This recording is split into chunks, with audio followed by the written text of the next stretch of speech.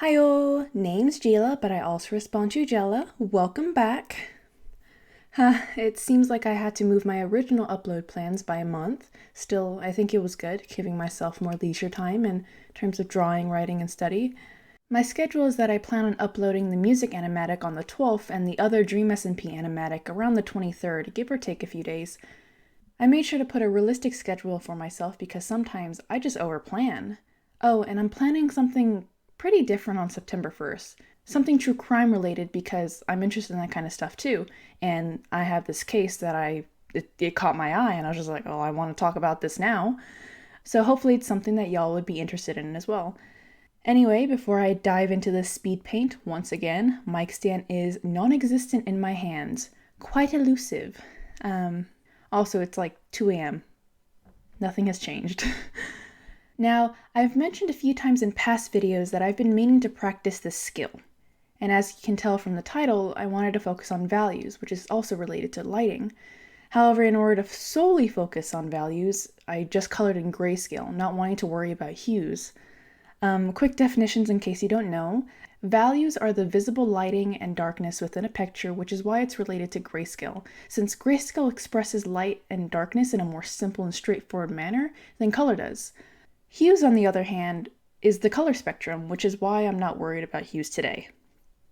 After a quick sketch to set down placements, I once again used a thin gouache brush because it has that painterly style and is able to mix the surrounding colors, which helps me more easily use the eyedropper tool to help find transition grays.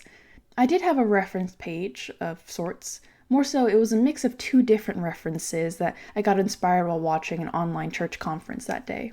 This helped me to keep focus while trying to emulate the light and dark without having to think too hard. After all, this is a practice and exercise, and it wasn't a good idea for me to spend hours and hours on this. Anyway, I set down all the base colors, placing the darkest locations first since the scene I'm drawing is a girl dancing and twirling on the stage where stage lights are beaming straight at her. This means most of the scene has distinct darker values until light source is brought in, blatantly contrasting. Though I will admit I should have done the light source first before I drew the girl. Anyway, once the main background was done, I colored the baseline for the girl. The reference also has her having a light shirt with dark pants, and that was perfect for this background because I felt like it contrasted with the background because, her shirt and her face are the brightest parts of the picture, drawing your eyes to it, and the darker parts of her didn't muddle too much with the background either. I then focused more on lighting, finally adding the light source that should have been added earlier, and with the light source in place, I added basic highlights to the girl where the light would have most likely hit her, as well as considered where shadows of the clothes might be. I also used the soft airbrush tool at a large size to create a bit of a glow from the stage lights. Now, with the main pieces in place, I then put in a bit more finer details, but nothing too crazy. I wanted to test out different brushes that could bring a new texture to the picture, as well as more contrast between certain parts. But this was on the second day, because I figured I did enough on the previous day, went to bed, and woke up to look at the picture again, thinking that it would be better with, fresher eyes to look at. And that's a good technique, to give yourself a break and then look at your picture again another time, because you see things that you didn't really see before. So I'll try to do that more often with these digital paintings. Anyways, upon seeing it again the next day, I noticed that it looked a bit too flat. Like, there wasn't enough contrast in the values that I had set.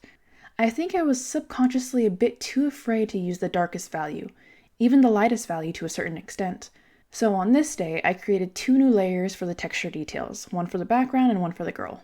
I used the rough India ink brush to create smaller lines here and there to add a finer texture that had some more edge to it. I made sure the opacity was about 90%-ish so that it wouldn't be too harsh on top of the base colors. I also used the oil paintbrush, and boy, I love this brush. Similar to the ink brush, but it has a finer and more crisp edge to it, making those corners by the pillars more easier to define. I also made the amount of paint on the brush 80% so that it had some transparency in it, allowing me to grab any transition colors more easily when I needed it. Lastly, it's not a brush, but it's the kneaded eraser. It created a more interesting texture when erasing certain areas that I sort of liked, like a bit of a grainy touch to it.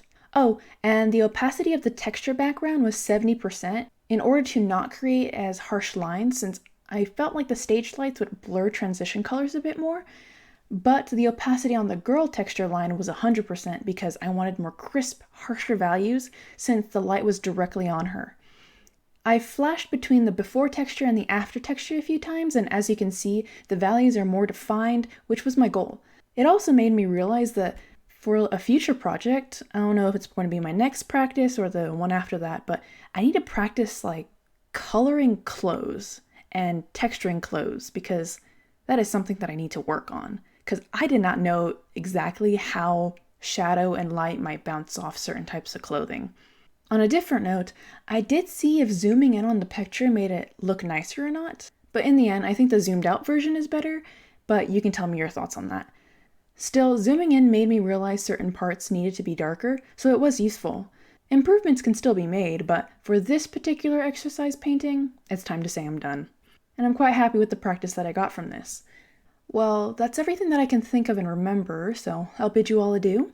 Stay safe. Annyeong, adios, bye!